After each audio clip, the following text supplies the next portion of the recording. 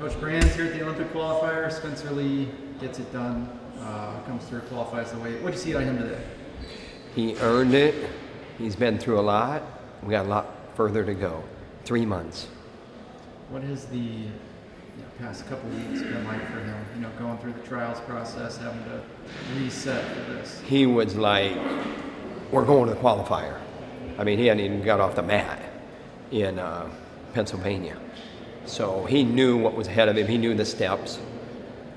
He's a unique guy when it comes to competition. Knows what's ahead of him. That's for sure. He just said as much. He said, this tournament's over for me. I'm ready to get ready for the Olympics. That's right. I mean, I mean, it's not the end point because there's more wrestling. For him, he's young. He has a lot that he wants to accomplish, but that's the goal, so to speak. For you, what's it like coaching a guy like Spencer? You've obviously been in his shoes and have the same goals as I don't think I've been in his shoes. I don't think there's many people that are in his shoes. He's a 3-time age group champion, world champion. A very, very talented, unique competitor.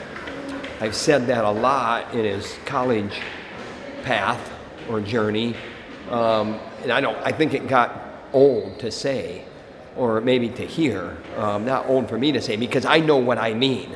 No one else knows what I mean by that. Spencer knows what I mean. The people that are closest to him know what I mean. And I know what I mean. But no one knows what I mean. And so when you keep saying that he's a unique competitor, it does get old. But he's really, really a unique competitor.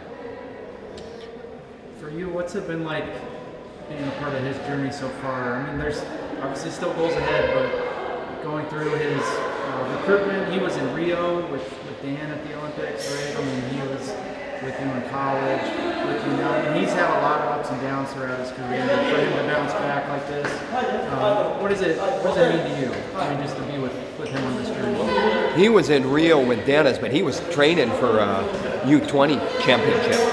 So, I mean, that just shows you, that he wasn't in a mode of just absorb and be a sponge. He was in the mode to get better and the elite of the elite environment. I mean, Burroughs was there. I mean, the best of our country, best in the world were there. And he was a part of that. To see the challenges that he's had, the ups and the downs, I think there's a lot of dramatic feelings that you could probably go back and talk about if you're not a realist. He's a realist. He doesn't suck his thumb. We're realists, and we worked our tail off to put him in positions where he could take the next step. We have a great medical team. That's got to be said. He has a great family, Larry and Kathy Lee and his twin sister. They are rocks for him. So you talk about journeys where there's that kind of, where there's, I don't know if it's drama or if it's maybe like a little, man, this guy got a bad rap, but he never, put his head down. He always faced the challenge. And you know what? That builds character. Regardless of what's thrown at you, you face the challenge. What is it about Iowa and this lightweight situation? You guys seem to take the cake at the lightweight consistently. I mean, we would like to take the cake at all weights. I think when you talk about the lightweights and, you talk about Dan Dennis and you talk about, Gilman and so on and so forth, there's more than just those two in addition to Spencer. It's just, what's inside of these guys. There's just a lot of things that don't rattle them. I mean, the common denominator with great competitors is all the same. I mean, they can live in a gutter and go out and do it. They can live in a gutter and go out and do it. That's how determined they are. And no matter what's thrown at you, you're going to get the job done. But you know what? Spencer Lee is a very humble, thankful guy at the bottom of it. And you don't see that sometimes. You don't see that. You see that spark and that fire and kind of the abruptness. But I'm going to tell you something, the guy knows what he wants. And it's easy to support a guy like that when you know what you want. So speaking of support, there's a lot of Hawkeye Wrestling Club folks out here supporting Spencer on this trip.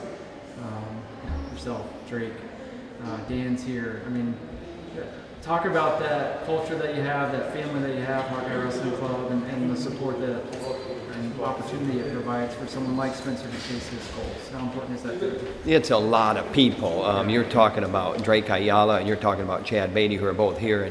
And when he won in Pennsylvania, I told Beatty, I said, you're going to Turkey. And he said, no. And then he started thinking about it. And then he's going to Turkey. So that's important. It's important to me. It's important to our club. The biggest thing is that I mentioned, Drake Ayala coming. His instructors, his professors are letting him take his finals after he gets back. So, there's a lot of, that's a concession. That's a relationship. Drake Ayala is a good enough student that he could ask for those favors. And no hesitation there. So that's a lesson. The other lesson is, and you hit on it a little bit, but the donors. This is real people that put real resources into our regional training center, our Hawkeye Wrestling Club. And you cannot do it without them. Very, very, very important. And you got to have results.